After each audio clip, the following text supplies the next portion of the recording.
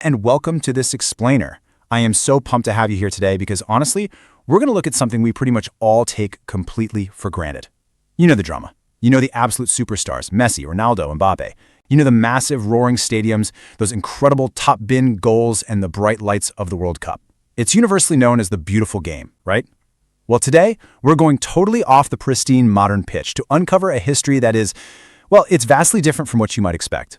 We're digging into the true origins of football, and let me tell you, it's a completely wild ride. We're talking ancient emperors, brutal tribal warfare, and, yeah, literally severed heads, all the way up to the massive billion-dollar spectacle we all watch today.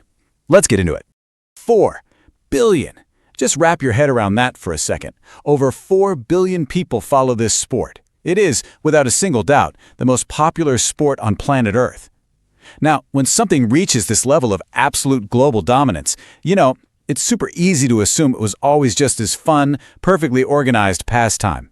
It's kind of natural to think it was designed from day one to be this multi-billion-dollar entertainment machine bringing the globe together. But to really understand a phenomenon of this magnitude, we've got to peel back the modern polish.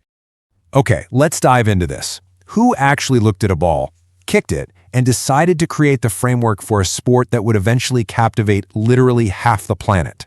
The immediate assumption, and for sure the one you hear the most, is that England invented it.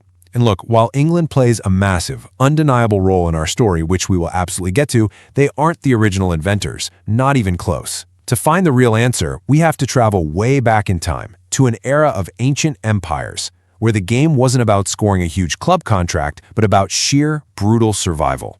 Section 1. Ancient military training tools. A global battlefield. All right, so we are leaving the manicured grass completely behind and stepping straight onto an ancient global battlefield. The absolute earliest version of kicking a ball into a net actually takes us back over 2,300 years ago to ancient China, specifically during the Han Dynasty. They played this game called Cuju, and Emperor Wu, he specifically used Cuju to make sure his soldiers were physically fit, relentlessly sharp, and perfectly disciplined. But here's the crazy part. China wasn't alone in this. The ancient Greeks had their own version called Episkyrus, and the ancient Romans had a variation known as Harpastum. So across completely different empires, the fundamental concept of a ball game was emerging simultaneously, and it definitely wasn't for a fun Sunday league. It was a rigid, intense military tool. Just let this quote sink in for a minute. If you could survive a 90-minute match back then, you could survive a battlefield. Seriously. In Rome, the game of Harpastum was so exceptionally violent that it was actively used to train gladiators and soldiers for actual, literal combat. Think about that for a second. The origins of our beautiful game were essentially combat simulators. They were these brutal, incredibly physically demanding tests of endurance where the line between a sporting match and an actual war zone was, well, razor thin. Section 2. The chaos of mob football. Welcome to the Dark Ages. Now, what's really interesting about this slide is the total contrast here. We're stepping out of the ancient empires and dropping directly into the mud of 12th century medieval England. Mob football sounds like this clean, academic, historical term, right? But the reality was just absolute madness. Picture this. Hundreds of people, an entire village, frantically chasing after a literal pig's bladder through the muddy streets. They're breaking windows, tearing through the town, all with the singular, crazy goal of kicking it into the rival village's church balcony. It was definitely not the calculated, tactical tiki-taka style of play we obsess over today. Honestly, based on historical accounts, it was a lot closer to the purge.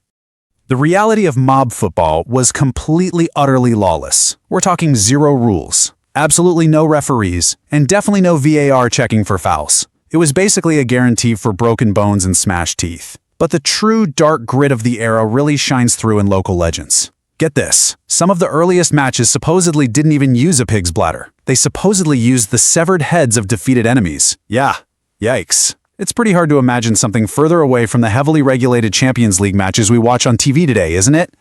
Eventually, the madness reached such an unbelievable peak that in 1314, King Edward II looked at the broken windows, the crazy injuries, and the absolute destruction tearing up the streets of London, and he literally banned the sport. He just stamped it out, claiming it simply caused way too much chaos. But here is the absolutely fascinating thing about human nature and the massive appeal of this game. The royal decree totally flopped. It didn't work. The Brits simply loved their incredibly violent football way too much to ever really stop playing it. It totally survived the ban. Section 3. Codifying the modern rules. The official inventors. All right, we are shifting timelines again, jumping right into the 19th century. Now, if you ever want to totally dominate a sports trivia night, memorize this exact date and location, October 26th, 1863, at the Freemasons Tavern in London. If England didn't invent the raw concept of kicking a ball, this is the era where they absolutely invented the regulated, polished game we recognize today. This wasn't just some casual pub meetup, this is the exact moment modern football was born. A group of captains representing various English schools and clubs all crammed into this room. Their mission? To finally create the Football Association, or the FA.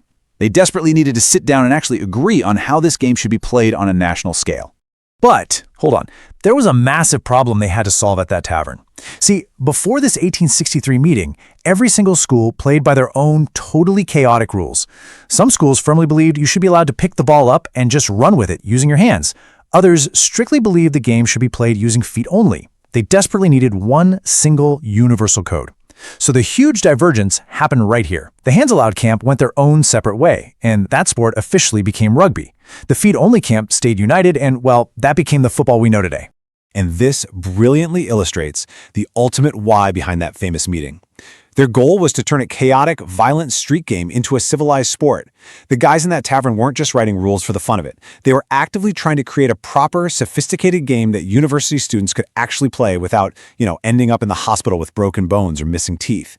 They took the raw, bloody DNA of mob football and harpassed and carefully engineered it into a game of real skill, strategy, and safety. Section 4. From chaos to teamwork. The big picture. Wow. Okay, we've covered an immense amount of ground today, tracking this game across thousands of years. So the crucial point is captured right here in these main takeaways. Who invented it? Well, ancient civilizations like China, Greece, and Rome kickstarted the concept, but England codified the modern rules.